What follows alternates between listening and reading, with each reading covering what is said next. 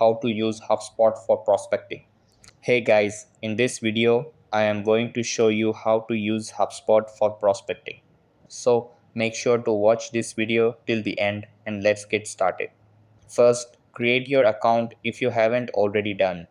Then on the right side of the tab, move your cursor and click on Workshop. A new tab will open. From there, click on Prospecting. A new window will open with a Summary tab where you can review the following. Tasks. All your tasks are organized by type. Click the Due Today drop-down menu to view tasks that are due today or overdue. Meetings.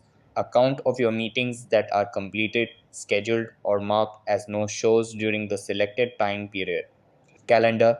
A calendar displaying your meetings, calls, and tasks for today. To view the details of a meeting, including virtual meeting links, click on the event. To view your full schedule, click on the Schedule tab at the top of the page. Task reminders in sequences. All task reminders in your active sequences are listed here. Click on the step name to review the task details and see a preview of the associated contact record. Complete a task by clicking the checkmark next to it. In the top left, use the sequence title and sequence step drop-down menus to change the sequence or sequence step. To see all tasks at once, select all task steps. Suggested activities. Automatically generated suggestions based on specific criteria to help you better organize your day and improve efficiency.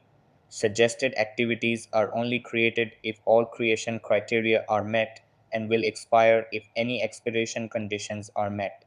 So that's how to use HubSpot for prospecting. That's all for this video.